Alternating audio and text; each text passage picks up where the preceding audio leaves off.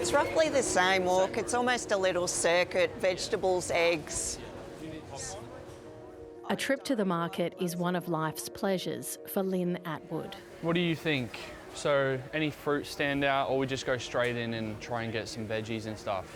I reckon veggies. Having shopkeepers that know you because you're there once a week, it means that you're less anonymous or invisible. So very, very small things do make you feel more connected. Okay. Lynne is 50 years old and has multiple sclerosis. She needs a walker to get around. How many? 2, please. 2. Yeah.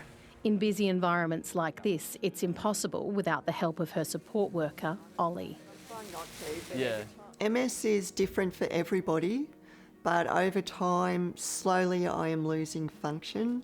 So me personally, I tend to fall over a lot more than I'd like. I also have problems with wayfinding or processing things very quickly. So having somebody there, it lets me get out of the house and do normal people things.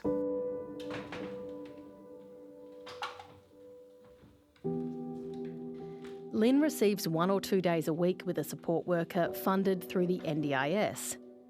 The way I view it is that it's a gift from the Australian public generally. It's there to help me go for as long as I can, and so I'm very, very careful with my spends. I keep it as low as possible. But the government wants to halve the amount people can claim for social and community participation, leaving people like Lynne in limbo.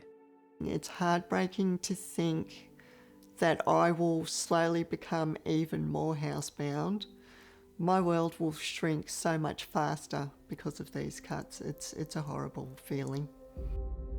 It's expected more than 240,000 people will be shifted off the NDIS, and an extra 110,000 people will be diverted from joining, which is projected to save almost $38 billion over 4 years. The government says the scheme has been growing faster than Medicare and also costs more than aged care and hospitals. Taxpayers now spend more than $50 billion a year on the NDIS, well above what it cost in 2018 of around $13 billion a year. But the government says the real concern is that projections have that figure doubling to more than $106 billion by 2035. The truth is the NDIS has got way off track. It's grown far too big, it costs too much, and it's become a honeypot for shonks and rorters. Martin Laverty was one of the original architects of the scheme.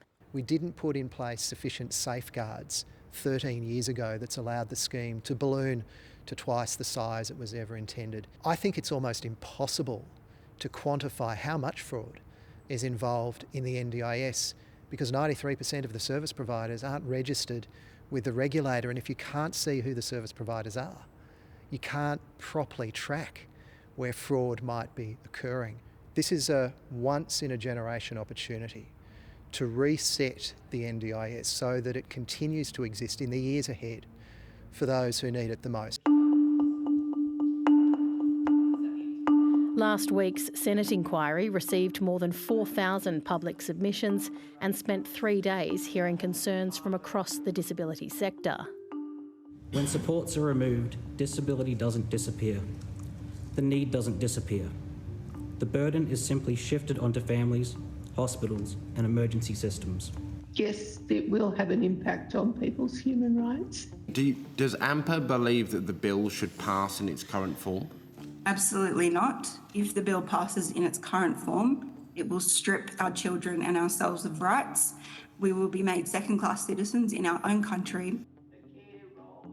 There was also a joint submission from state and territory disability ministers warning that there is a significant risk that people with disability will end up in hospitals or other settings that are inappropriate or have no access to services at all.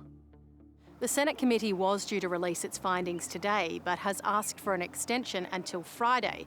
That leaves the government with just 2 weeks to get the legislation passed before the winter break. In a statement to 7:30, Federal Disability Minister Mark Butler said the government is not for turning on the fundamental policy and will work closely with all parties to get this bill passed.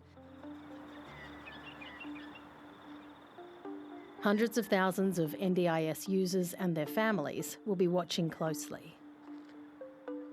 I don't know how the rest of my life is going to look at the moment, and so it's distressing when I think about it, and I'm just trying not to. I'm trying hard not